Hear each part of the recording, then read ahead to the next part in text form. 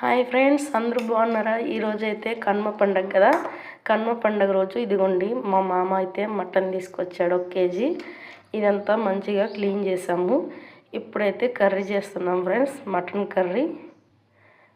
Curry మన ఛానల్లో ఒక్కటి కూడా లేదు కదా, అందుకే ఈ రెసిపీ పెడుతున్నాను, చూసేయండి.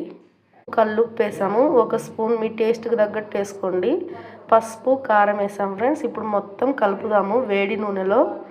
మటన్ అయితే కొత్తిమీర, మసాలా అన్నీ వేసాము. ఇంకా మటన్ కర్రీ అయితే రెడీ అయినట్టే ఫ్రెండ్స్. చూడండి, సూపర్గా ఉంది కదా. స్మెల్ అయితే వేరే లెవెల్ వస్తుందబ్బా. మీరు కూడా ట్రై చేయండి. అందరికీ కనుమ శుభాకాంక్షలు ఫ్రెండ్స్. చూడండి, సూపర్ రెసిపీ మటన్ కర్రీ.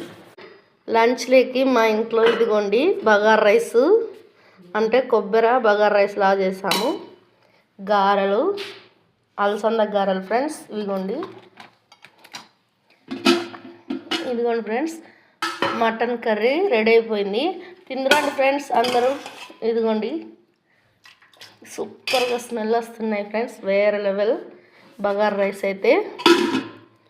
రండి ఫ్రెండ్స్, తిందురండి మీరు కూడా.